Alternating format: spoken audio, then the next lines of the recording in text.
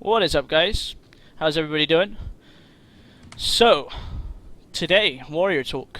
Yes, indeed. So, I have on Skype with me both Sco and Landsoul. Sco from Method, which I'm sure nearly everybody will know, and What is up, Landsoul guys? from How's Vodka. everybody doing?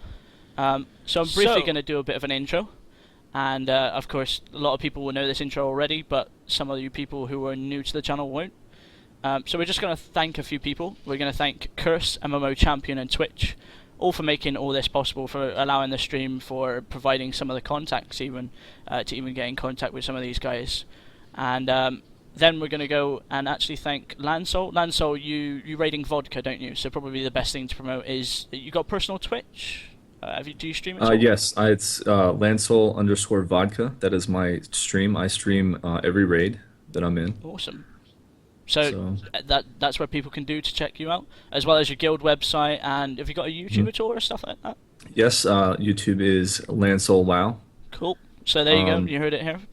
And Sco, anything from you? I know Method guild website. Do you stream at all, or do you have any streamers in the guild? Funny you actually asked that. I just recently upgraded my internet connection, so I've actually got the capacity to be able to stream now. So you might see me streaming in the near future. It was only something that happened this week.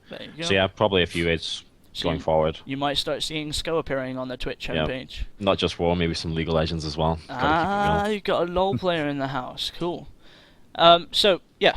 As I said to these guys a few minutes before, what we're going to do is we're going to look at this. We're going to look at this overview as kind of 5.0 has hit the servers. The new talents have kicked in, and the new spells have all changed. MOP hasn't yet hit yet, so we're still in the stage where planning is at its prime. We're all planning what we're going to do come the expansion being released. We're all planning what we're going to do for the next few raids if we still do have raids. So yeah, the very first thing is talents. Of course, the whole talent tree has changed completely. You now have specs, and as soon as you spec into a spec, you gain all those skills that are associatedly Blizzard see as being required for that spec.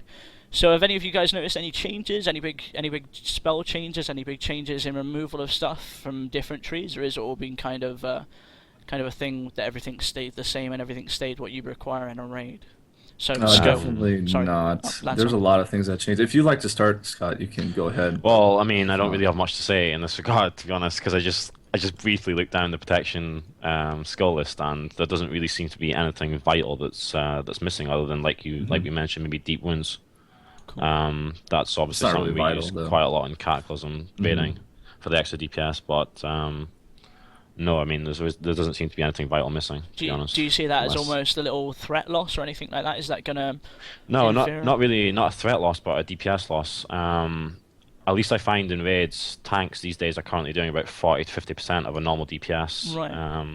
So tank DPS shouldn't just be written off, to be honest, especially when you're looking for some Titan rage timers on like some of the early encounters, maybe. Especially with the tank. Actually, to be honest, in the first couple of tiers of Mists of Pandaria, or the first tier even, when everyone's gear is pretty shit. Yes. The tank itself will be doing a huge chunk of the DPS in the raids, because they will have full vengeance, obviously. Yeah. Until the DPS skill with the gear, then yeah, tanks can do considerable damage. So I definitely wouldn't say that. Yeah, deep wounds is not really for threats, for DPS. So yeah. So I think you should really take into account tank DPS. Cool. So apparently shield block has been changed. I've just actually heard. So raises your shield, blocking the next melee attack against you. Increases your critical block by 25% for 6 seconds. If your total chance to block exceeds 100%, your chance to critically block is increased by the excess.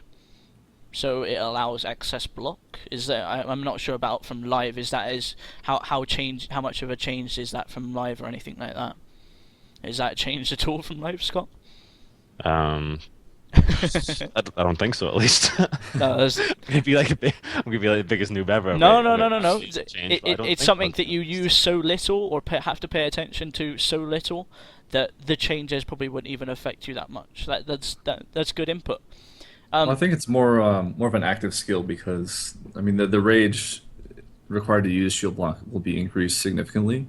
So something that you'll have to actively decide to do. And I think another thing that's really important is going to be the changes to avoidance, and how avoidance is going to work, and how shield block and blocking in general is going to be affected by that. So apparently, I've just actually read the top of the spell. The cooldown is now 1.5 second cooldown, and it requires Right. 60 rage. So is that going to mean that it's going to be something that you'll macro in? I'm just theory crafting here, but yeah, it will just Well, be. I think you'll have to decide between.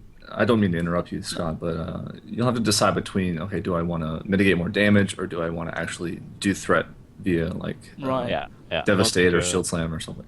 I don't think you're ever going to macro in an ability that costs 60 rage. I mean, No. that's It's not going to be possible. possible. So Landsoul, has there been any spell changes or anything like that you've noticed significantly from the arms or fury tree? Yes, definitely. There are dozens and dozens of changes, Wow. and Do you think that it's going to increase either spec's damage, or is it going to make one stronger than the other, or is it going to? no, you don't already see? you don't really want to look at the theoretical output of this particular spec at this point. The main thing you want to look at is the cost of the ability, what the cooldown is, what extra effects are given to you from using that ability. Right. You're going to want to look at the difference in how much damage one ability does versus the other. Yeah. Like for example, if we see here, how much damage Heroic Strike would do versus a Bloodthirst or a Mortal Strike or whatever. You want to kind of create an inventory and then See what the decide totals are for each one. Decide like which ability is used for what situation based on the cost, the cooldown, and how much damage it does and what benefits it provides. Do you see yourself maybe even spec changing per fight? I mean, we saw very little of that come in the last tier or throughout Cataclysm really. We saw it being more of a what do you find more fun to play really, almost at low level, but I suppose at higher end tier, do you find yourself changing specs for each fight? Do you find one favouring more AoE and one favouring more single target damage or something like that? Yes and no. In the entire history of WoW, it's in the end game, top level scenario, you always pick and learn the spec that is going to be the most beneficial in terms of an output standpoint. And in the entire history of WoW, that's always been one spec over the other. Yeah. Up until a couple patches ago, it was always Fury. Yes. Yeah. That was doing more damage, and then you might have arms maybe a couple fights that were situationally better. But for the most part, for a long time, it's been Fury. And in the past couple patches, you've seen arms kind of come out of the woodwork, maybe through some of the nerfs of Fury. Maybe because it might be easier for people to transition between PvPing as arms and PvEing as arms. Yeah. But for the most part, there's been a huge argument between, okay, what spec is better? Yeah. Certain specs are, one spec is better in a certain fight than it is in another fight. But there's definitely a huge debate about it. So you think it's going to continue, and we are going to see cookie cutter. Well, we are going to see specs provided for each class boss encounter. We are going to see that maybe arms is stronger on one boss and Fury is stronger on another boss still. Yes, that's assuming that the specs are balanced against each other. Damage wise. So where damage wise to where you're not going to see a significant change from going from one spec to the other. Cool. So we'll head straight to talents now. So talents have been completely changed again. Of course, the whole process of talents and specs have been streamlined, and some people agree with it, some people don't. But for the very first talent tree, do you find yourself leaning towards one talent to put in that level 15 one, Sco? Well, if we're talking about like leveling, I would probably say Juggernaut's probably going to be most beneficial. Right. So charging every 12 seconds instead of 20 seconds. I don't think you're going to use much double time, I guess, when leveling. And Warbringer and Knockdown is just pointless when leveling as well. You're not going to get any rage from the mob hitting you, I guess. So how about for... so 5.0 has just hit the servers, and we've still got a raid, and we've still got to do everything like that. What do you see from almost a raiding perspective, being a protection warrior? Honestly, I'd probably most of the time go for Juggernaut again. Right. I mean, again, this is with very limited research. Like, I literally just put this talent tree together before this interview started, so... That's right. There's probably people that have theory crafted or whatever way better talents than this, but I'm looking at this and I'm thinking, yeah, Juggernaut. For cool. 5-mans, like, for the first 5-mans, Warbringer is probably going to be decent. I mean, it adds an additional CC the 3-second knockdown. Just makes it less for the healers to have to heal with. Stun, yeah. Yeah. Yeah, So, the Warbringer is definitely going to be popular for 5-man groups, but for raiding and leveling, I think Juggernaut's probably the thing of choice. But maybe Double Time will have its use on certain encounters. So Landsoul, do you see yourself specing anything, especially specifically for raiding come 5.0? For raiding, I would probably go with. Well, again, it depends on the encounter. I would either pick Juggernaut or Double Time. You don't depending. Double Time, I think, could be really useful if you need to close a very large distance and you have a target in between. You can just charge and then charge again, and then intervene afterwards or heroic leap afterwards. I mean, you can literally close maybe 200 yards by doing that. But I think that's going to be really encounter specific, though, to be honest. Yeah. For leveling, expansion just came out. I'd probably pick Double Time, assuming that I could kill mobs faster than 12 seconds, because then you'd get 2 charges per 20 seconds instead of 1 charge every 12, and obviously the 2 charges every 20 seconds is a little bit more. Yeah. So the first tree we're seeing very no damage increasing, no threat increasing talents, which is pretty standard for the first tree. It's all personal preference almost at the end of the day, what you think you're going to spec. Yes, there's no real big deal between any of them. Cool. So for the second tree, level 30, Sco, do you see yourself specing anything specifically for come tanking 5.0, tanking end rate? Both the Enrage regeneration and impending victory seem to be viable. I mean, impending victory 30-second cooldown, Enrage regeneration 60-second cooldown, so they're both quite short cooldowns as well. So both are minor cooldown. Yeah, I mean, I picked impending victory, but yeah, I could swing either way, to be honest. All right. So you would ditch. So what? So you would ditch second wind completely? I would completely. ditch second wind. Yeah, I mean, 10% chance to regenerate 10% of your total hit points. Yeah. Not worth it. Unless I'm fighting some kind of dual wielding boss that's hitting me extremely fast and there's no internal cooldown, then yeah, I don't see a use of second wind for a tank, at least in raiding. Cool. And Landsoul, yourself?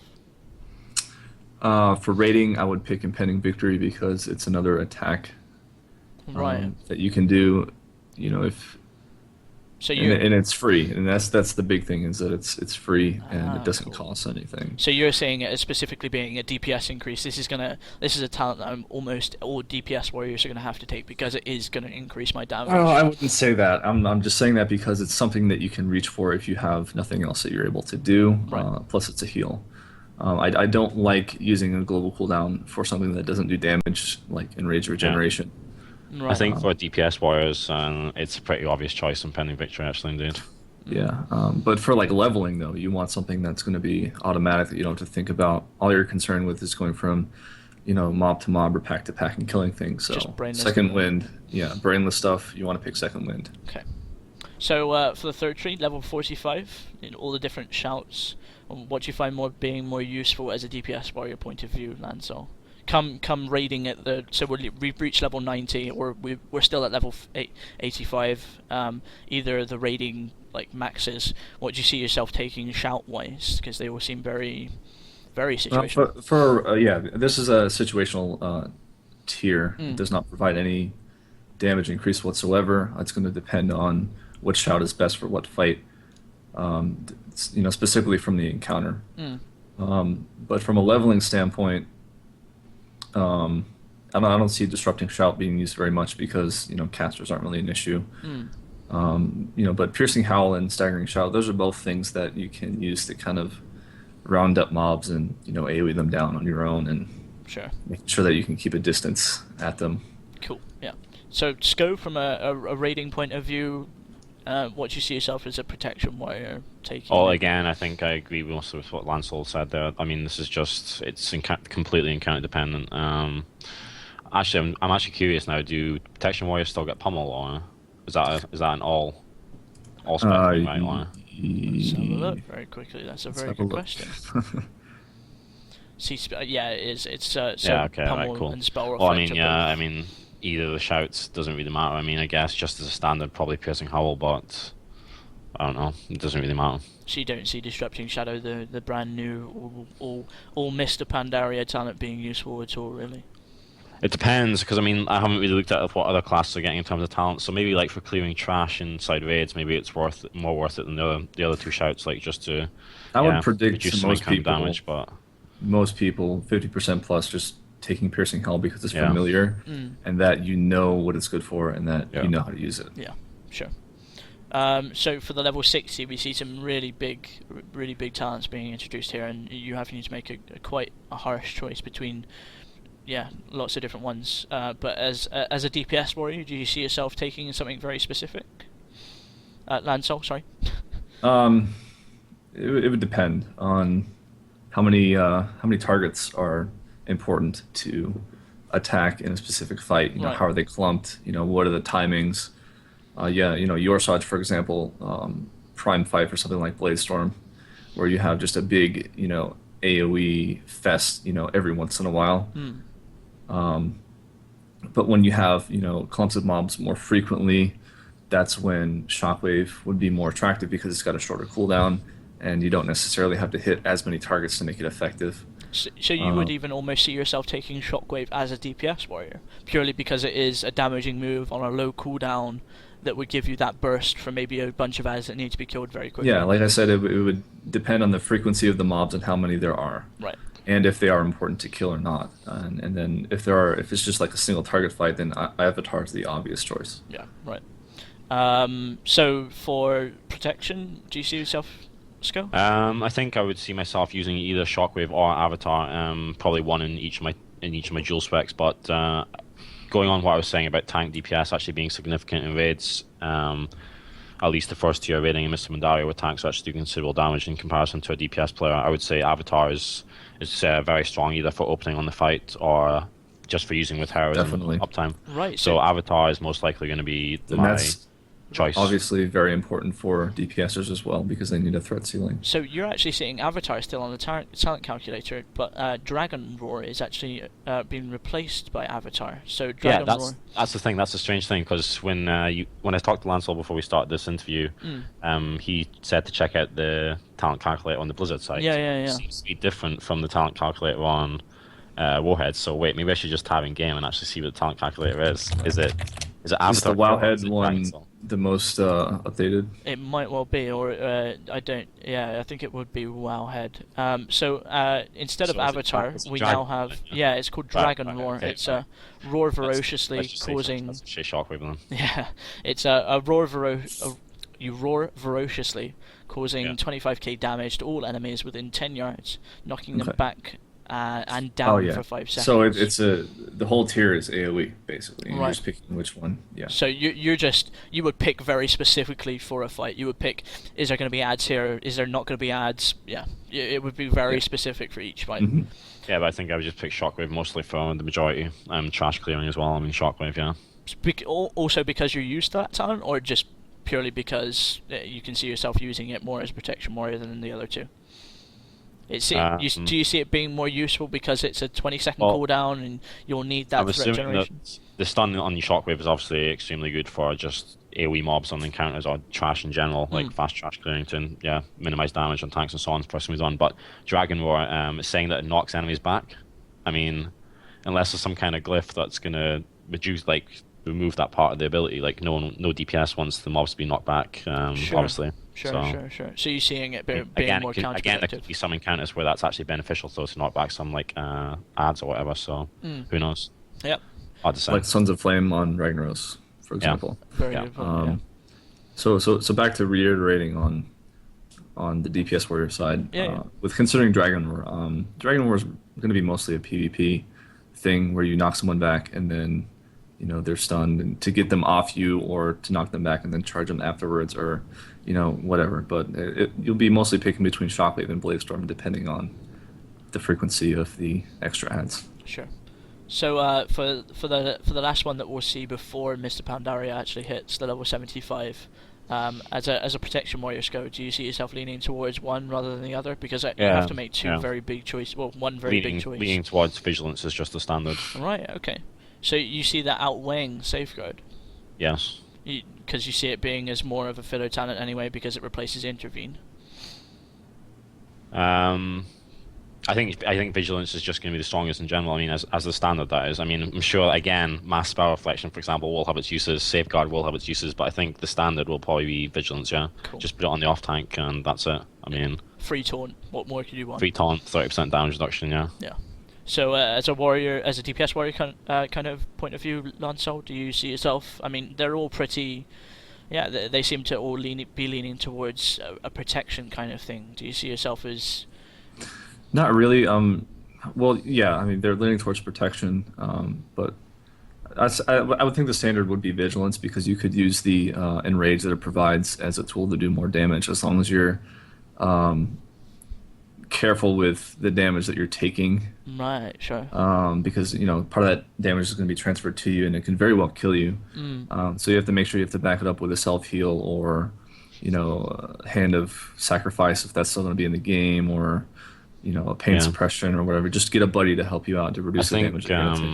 I think that's definitely adding some interesting ideas to the game. Actually, the fact that DPS warriors can take vigilance and transfer 30% of the damage from someone else to themselves. I think that's definitely going to add some new dimensions to raiding. I think maybe. So and you might be able to create, kind of a Warcraft 3-esque spirit link chain with multiple DPS warriors giving vigilance to each other. I'm not sure how that's going to work. I love the Warcraft. It'll probably be very buggy. Yeah. But that's something that definitely people like us will be experimenting with. Sure. To kind of cheese encounters, if you know what I mean. Yeah. So level 90 talents, the very last one, the be all and end all, the very last, what we're used to seeing as the 31 or 41 point talent. As a DPS warrior, do you see yourself leaning towards one? And Avatar is actually in that tree now. Yeah, I see it. So yeah. And this is a tough one for me. It depends on how important rage generation is. If rage generation really isn't a huge problem, then I would pick Bloodbath. Right. Because as a DPS where you want to stack as many cooldowns together as possible. So, for example, if you're at an AoE fight and you have Bladestorm, you would pop Recklessness and Bloodbath and your trinkets and a potion and Bladestorm. All of those things scale together in that one concentrated point, and you're going to do a ridiculous amount of DPS. And the additional 30% damage, even though it's over a period of time, is still, better than the 20% extra damage that you get from Avatar. Sure. So you see it. And it's on a short cooldown as well. But Avatar, yeah. So Avatar and Bloodbath both cost no rage. So you're assuming that you could almost pop them in tandem with other things without having too much of a penalty to yourself. Yeah. Again, you have to ask yourself the questions: what's the cooldown? What's the duration? What can I stack it with? And how much benefit am I getting out of the ability? Sure. So, Sco, from a warrior from a protection warrior point of view, do you see yourself? Yeah, I mean, they're all very aggressive. They're all very damage DPS. Avatar is very strong. I mentioned it previously when I accidentally discussed it instead of Dragon Lore. Yeah. So you transfer into an unstoppable Colossus with 30-second increase in your damage dealt and causing your attacks to generate 50% extra rage. So you're seeing that as more of a even come into the fight with it popped and then being able to use it again at a later point in the fight. Either that or saving it for when the heroism is being used. Yeah. Sure. It's strong for tank damage. So neither of you decided to take Stormbolt. Is that purely because it just looks weaker to the others, or that it replaces Heroic Throw or anything like that? Do you find Heroic Throw too useful in a raid to replace it, or is it just purely because the other two is too strong? Well, it's basically like an additional CC. I mean, it might be useful in a 5-man, but probably wouldn't still take it out of Avatar. I mean, it might be useful in a certain encounter if you need to CC some kind of mob, if you don't have enough stuns or whatever. But I mean, I don't think I would ever take it out of Avatar, at least not reading the talent now. Cool. So for Glyphs, for those viewers that haven't actually seen the Glyph preview yet, you now have only 6 glyphs instead of 9, and the prime ones have actually been merged with the major ones to just make major ones. So you're only able to pick 3 glyphs that might change very dramatically from fight to fight. Have you noticed any glyph changes very specifically, Landsoul? I have no clue about the glyphs at this point. If you could point me into a direction where I can find them all and Yeah, that would be good actually. I would also like that. But just the first question, are these glyphs? Are these the same amount of glyphs you're going to have at level 90 or? Yeah, they are actually. Yeah, right. Okay. There is 3 major and 3 minor, right? Yep, okay. there is only ever going to be 6 glyphs from now on. It's quite a big change for other classes, and a lot of people aren't too happy about the fact that you can't. That they've almost made it so streamlined. They've almost restricted what options that you can take in the first place. And I'm just looking briefly at these glyphs on this warrior that I'm on at the moment. All these minor glyphs, they don't seem to be giving any bonuses other than visual effects on your character, right? Or yeah, but they all seem to be very minor ones. Like, for example, I think the biggest one that I've seen so far is the paladin can now have might as soon as they mount. When they mount up, it rebuffs them with might, which is a minor glyph. Well, I'm just looking at some minor glyphs now, and like for example, Mystic Shout, your battle shout and commanding shout cause you to hover in the air for 1 second. I mean, these are the kind of minor glyphs I'm looking at the moment. Yeah. Mystic Shout, I see exactly the same one. Yeah. I mean, you've got Intimidating Shout, which you've got in game at the moment, which is their fear no longer actually fear pass them away; it just stands them in place. Yeah, they are very minor glyphs, so it is really only. I see what you're making. I see what the point that you're making. That you really only ever have 3 glyphs to now choose from. The other ones have just become garbage. Yeah, I think Intimidating Shout, that glyph you just mentioned, is actually the only one that changes an ability. All the rest are just visual effects. Right. I think. Wow, that really does seem that you got shafted in there. Oh wait, sorry. There is actually another one. Bloody healing increases the healing you receive from bandages by 20% while your defense is active. Well, I think sick, man. This system is better than the old system because you have more choices, and you would just pick the choice that would give you the best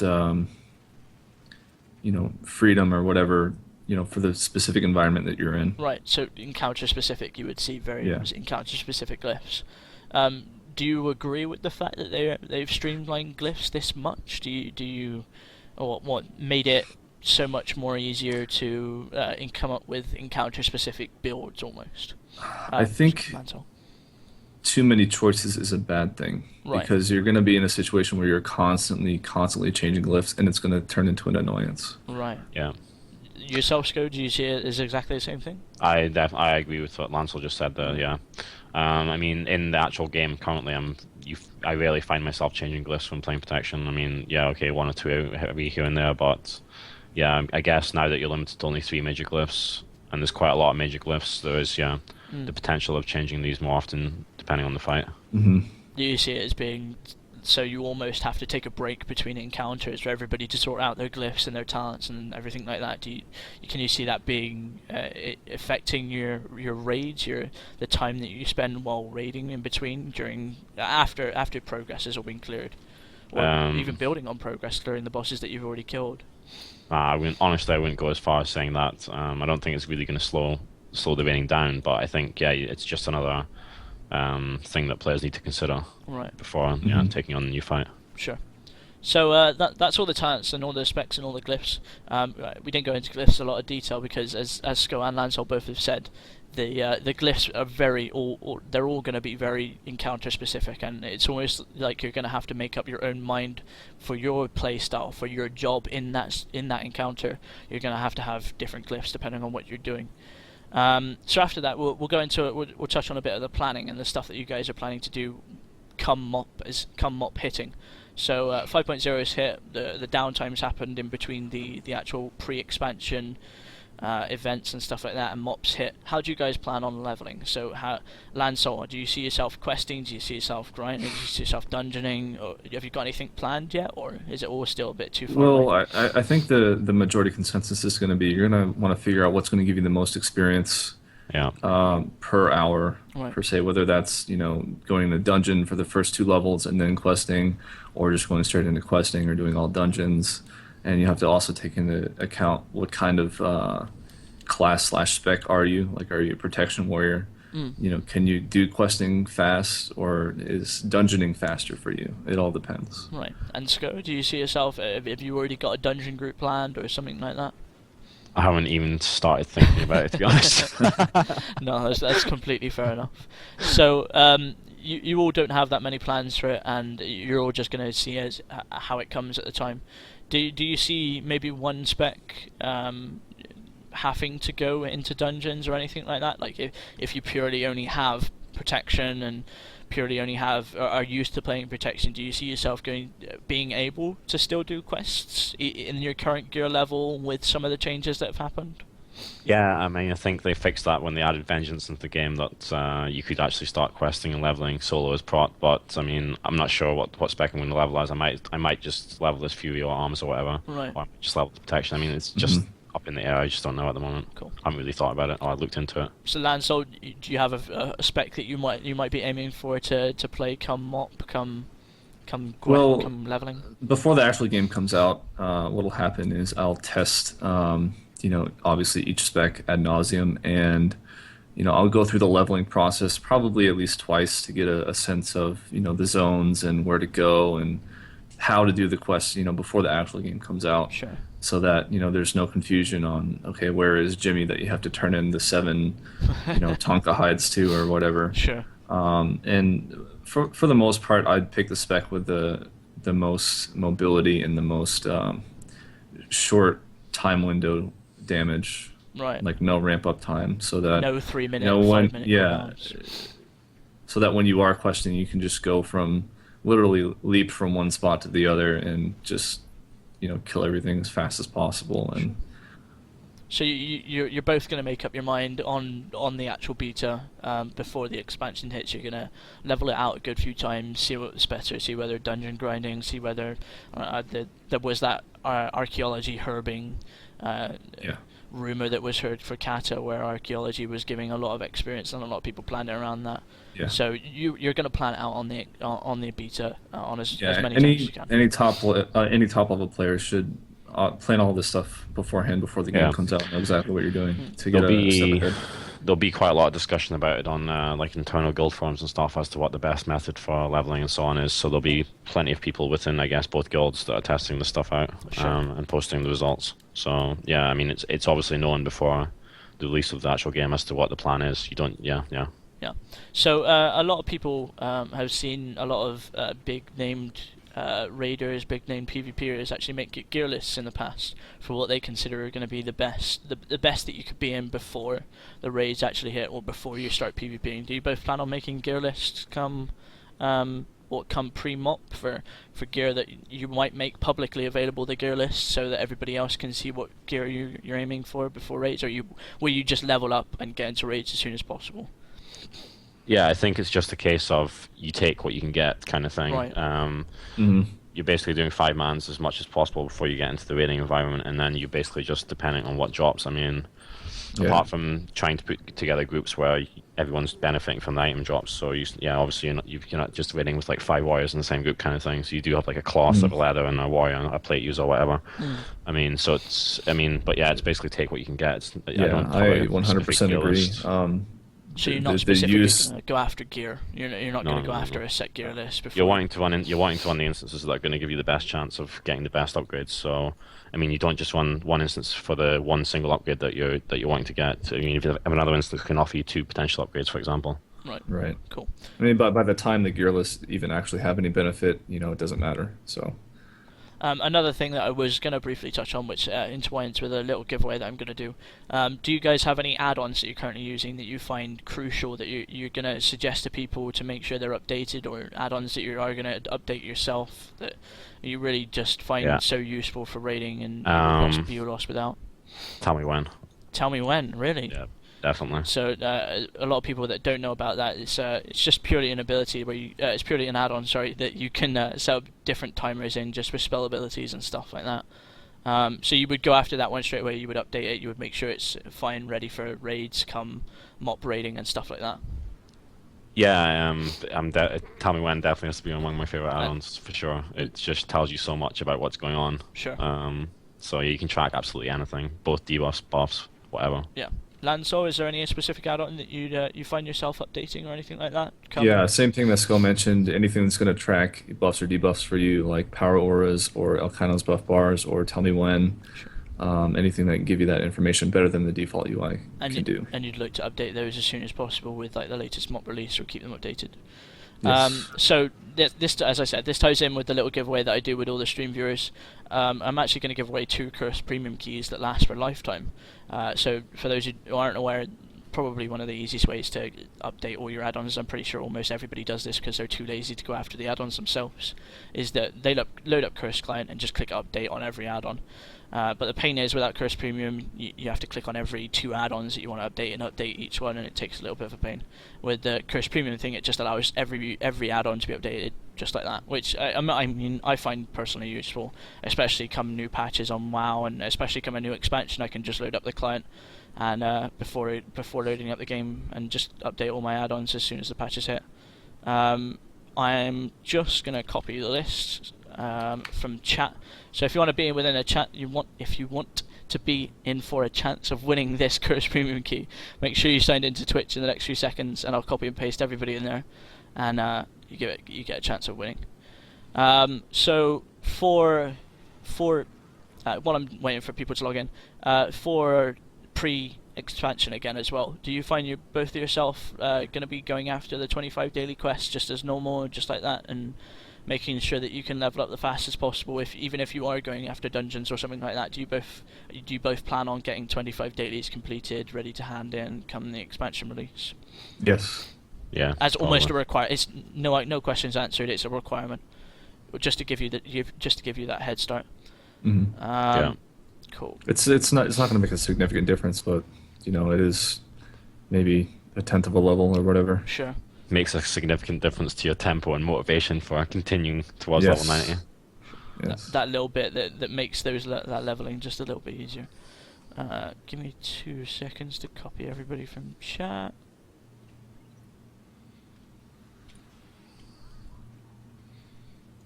And we'll load them up into this list and then do a quick roll in game.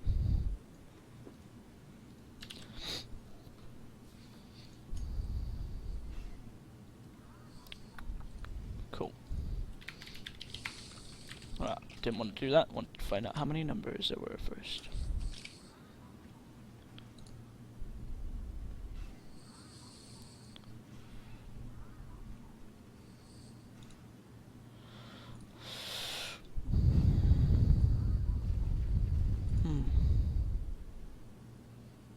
Me being severely unbalanced. Is that can Sco and Landsoul get added onto that list? You both like to get hold of this Cursed Premium key as well.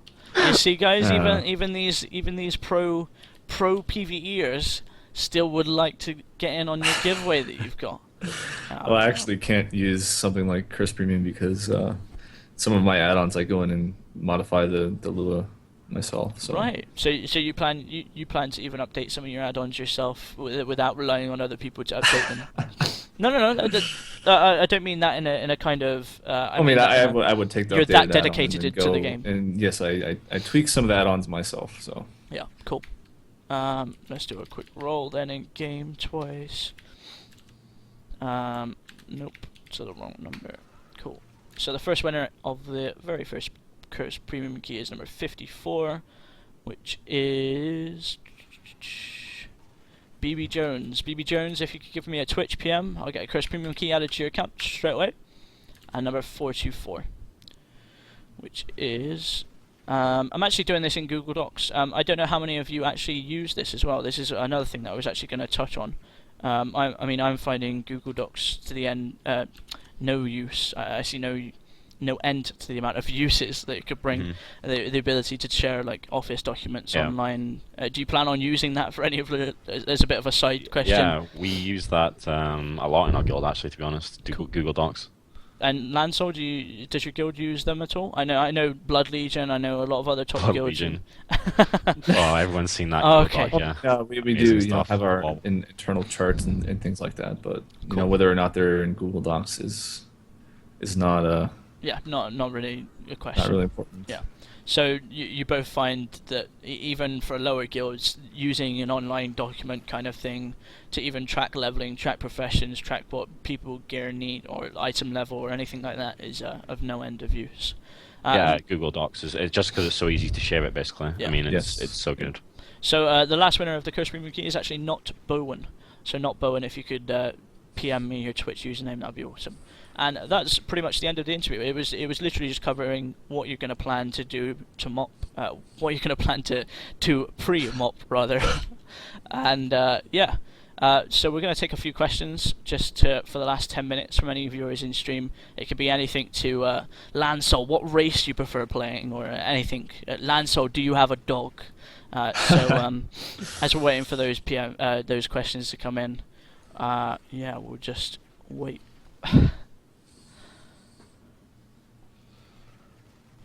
Wait for the stream delay in my stream due to my internet connection.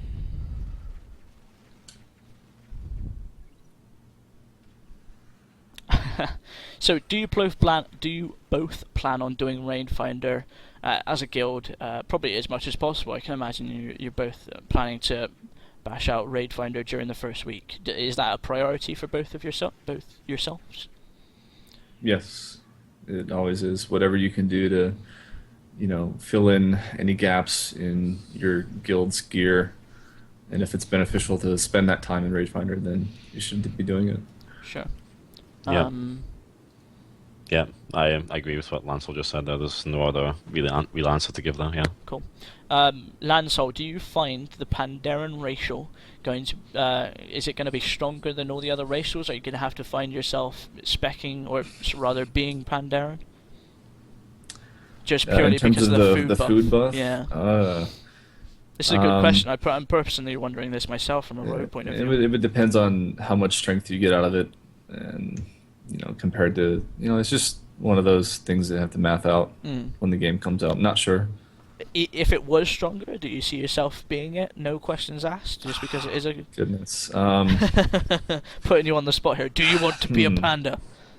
It's more of a benefit versus aesthetics question. Yeah. Like if I find the panda to be intolerable, then I would not do it. Right. So you wouldn't min-max your race. This is Landsoul, the legendary DPS. Do you want to go hard, Landsoul?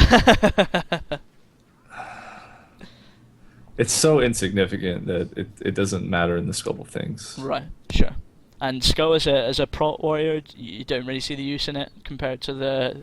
Is Nelf still going to be the strongest? Do you see? Yeah, I mean, I would guess so. Yeah, Night Elf tanking racial is very strong. Cool.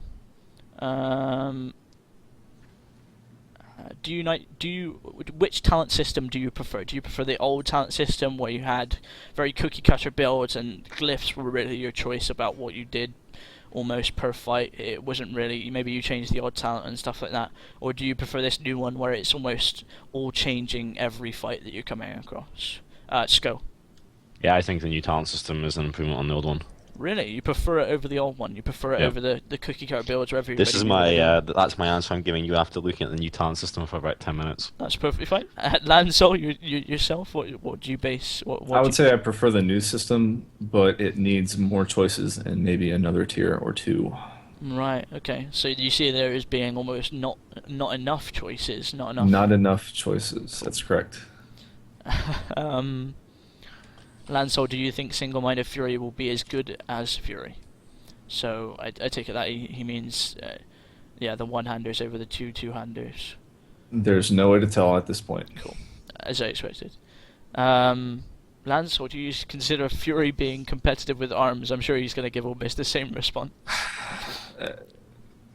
In Cataclysm? Yeah. At this point? Well, okay. Come mop. Do you see do you see Fury becoming arms becoming competitive again?